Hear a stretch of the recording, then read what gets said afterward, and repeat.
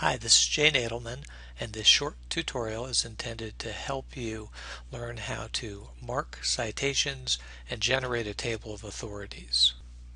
On your screen is the unedited case Fox v. Vice copied over from the internet. I haven't made any of the other changes. This tutorial is only going to focus in on creating the table of authorities and answering a few basic questions about that. So remember, in order to mark a case, the first thing you need to do is get to the tool. So you click on the reference. Reference will take you to the reference ribbon. You kind of can visually see where the first citation is. So I'm going to go ahead and click into the case near that, and then I'm going to click Mark Citation. And it opens up the Mark Citation box. Click Next Citation, and it correctly locates 42 USC section 1988. Now remember, in class the way I showed you to do this is you click in front of the 42, drag it to capture the citation that you wish to insert, click into the selected text box, and then you need to create a short form. And in this particular case, I'm sorry, that's 1988, not 1982. And so in this particular case, I'm going to use as my short form, because I've looked at the case and it seems to be what they use, section, oops, sorry about that. Just use the section mark with 1988 as the short form. And then I'm going to go ahead and click Mark Citation. You can see on your screen where the hypertext has been added to the citation, showing that it's been properly marked. Because this one doesn't have a short form that follows up immediately, I'm actually going to do the same process again with 42 USC 1983 that I can see below. So rather than clicking Next Citation, Mark, and working my way through the citations, I'm just going to go directly to that by clicking into the case right in front of it. I'm going to click Next Citation, and it picks up the section mark in 1983. I'm going to follow the same process again and mark the 1983,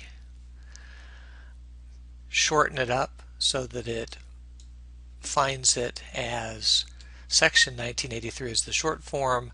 I'm going to go ahead and make sure it's clicked on statute and click Mark, and you'll see it marked it. Now I'm going to go ahead and click Next Citation, and it automatically finds the section mark for section 1983. If I highlight that and mark that citation, click in and then mark the citation, it will now associate it back with the statute that we had marked before. Alright, this is just for purposes of illustration. I'm going to go ahead and close this box, go to the end of the document, and generate the table.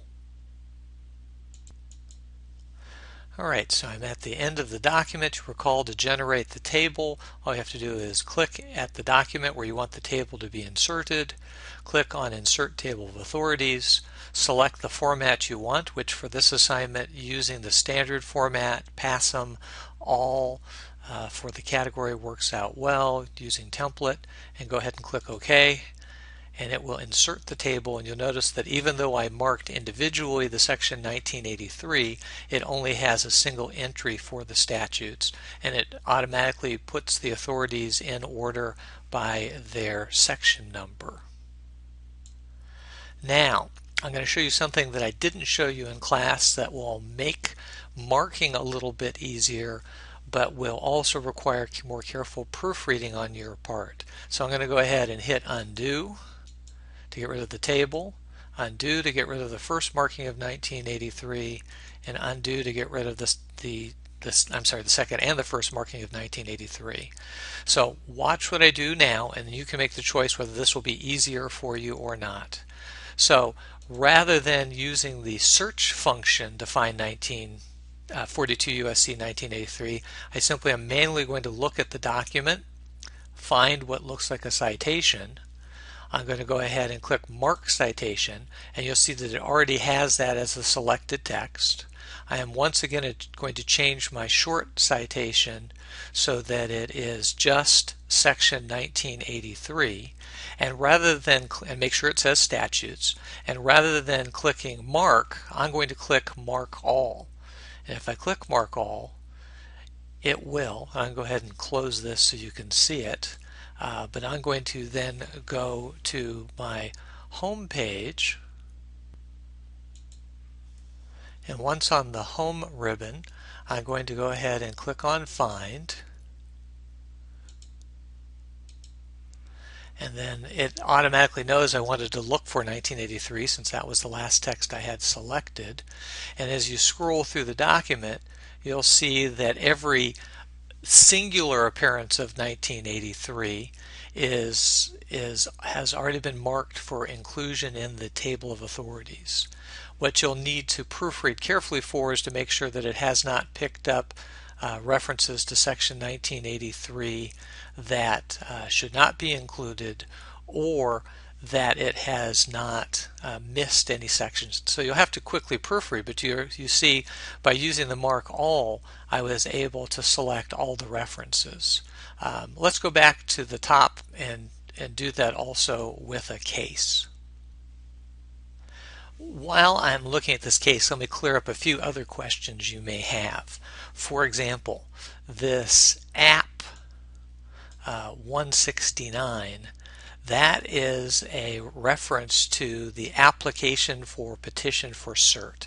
It does not need to be referenced. Similarly, the same with this docket number 206, application for cert. Those are not authorities that the court is relying on in its discussion. The reference that you may see in the document, either id or ibid, they mean the same. So anytime you see an id, whether it's a case, a statute, or in this case a reference to the application for certiorari, it is a reference to the prior full reference that appears above, and normally they're in close proximity. So this id is referring to the application to petition for certification, and the first reference was to pages 42A to 40A, and this is a reference to just at being at page 40A.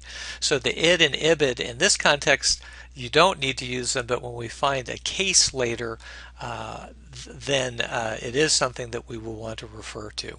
So let's go ahead and we'll find the first case that is actually used as authority in discussion. So for purposes of this exercise, don't worry about marking the docket numbers, and you would never mark the references to the application for appeal. But we are going to go ahead and mark as a case the divided Court of Appeals opinion that affirmed this case. And it would have the same case name, Fox v. Vice, so you'll have to actually manually type that in, and then it will have the reference to the citation for the Court of Appeals. So I'm highlighting on the screen for you where that first reference occurs. So let's go ahead and mark this, and then we'll go ahead and we can mark the short form, because the Supreme Court consistently uses the short form 594 F.3d to refer to this case. So to mark it, all I have to do is highlight the text that I wish to mark. Once again, I go to the References ribbon. I click Mark Citation. Because I want to have the full citation in my table of authorities, I'm going to go ahead and type Fox v. Vice and put a period at the end. And then the short form citation that's used, you can see it shows up at a number of different places, but it's the 594 F3D. So I'm just going to have this as 594 F3D, and that way it'll pick up all the references to the case as a short form. I'm going to make sure that I change my statutes to cases. I am not going to go ahead and fix the citation form. In our ALWD form, it would be F.3D without the space. In the form that the Supreme Court is using, which I believe is the Blue Book form, there is a space between the F and the 3D. And I'm going to go ahead and mark all. And just so you can see it, I'm going to go ahead and close this out, and then I'll search for that so you can see all the references that are marked, and then I'm going to generate a table of authorities so you'll see that all the references all point back to the same page. So you can see these are all the time that F3D shows up, both. So there's the original, there's a marking, there's the marking, and that's how it's been marked in the table of authorities. I'm going to pull down further, see if it shows up again. Yep, so it shows up again all the way towards the end. I'm going to click into the document, click on References, click Insert Table of Authorities. Just going to use the standard table, and you'll see that it now has a single reference to the case of Fox v. Vice showing up on pages 2 and page 7. So how do I deal with the ids and the ibits? Id, by the way, the Supreme Court uses to refer to the same source at a different page than the prior reference, whereas the Supreme Court uses ibid to refer to the same source at exactly the same page. And the answer to that is you need to refer, when you mark an id or an ibid, to the short form that will refer it back to the case. So you have to do it manually, you can't do it automatically. So I'm going to go ahead and click into the document where I see there's an id. I'm going to click Mark Citation. I'm going to go ahead and highlight that id, or select that id.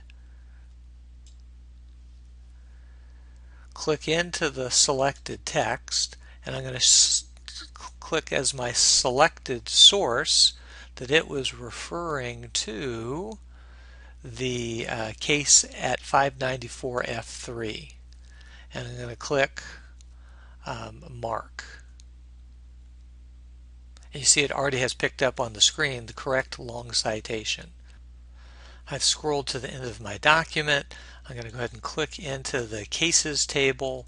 I'm going to update the table, and you'll notice that it didn't change. And the reason it didn't change is because the id that I marked is on the same page as the original reference.